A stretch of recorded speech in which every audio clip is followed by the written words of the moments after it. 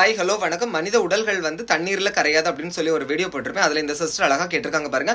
அப்புறம் எப்படி உடல்கள் மண்ணில் புதைக்கும் போது சில மாதங்களில் எலும்பு கூட ஆகிறது அப்படின்னு கேட்டிருக்காங்க. இதில் ரெண்டு விஷயம் இருக்குது. ஒன்று வந்து ஆட்டோலைசிஸ், நம்ம வந்து செத்ததுக்கு அப்புறம் நம்மளோட உடம்புல இருக்கக்கூடிய எல்லா செல்ஸுமே அதுகளே என்ன செஞ்சுக்கும், அழிச்சுக்கும். ஓகேவா?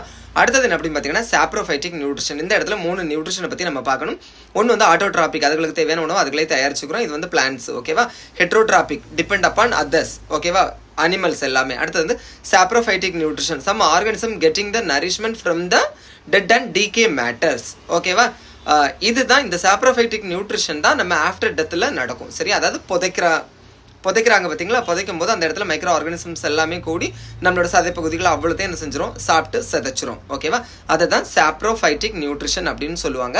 அப்புறம் வந்து அந்த எலும்புக்கூடு ஏன் அங்கே இருக்குது அப்படின்னு பார்த்தீங்கன்னா, அந்த எலும்பை வந்து ரொம்ப ஹார்டஸ்ட் சப்ஸ்டன்ஸ். ஓகேவா? அதை வந்து அந்த மைக்ரோ ஆர்கானிசத்தால் சிதைக்க முடியாது. ஓகேவா? அப்படி செலக்ட் பண்ணுங்க. தேங்க்யூ.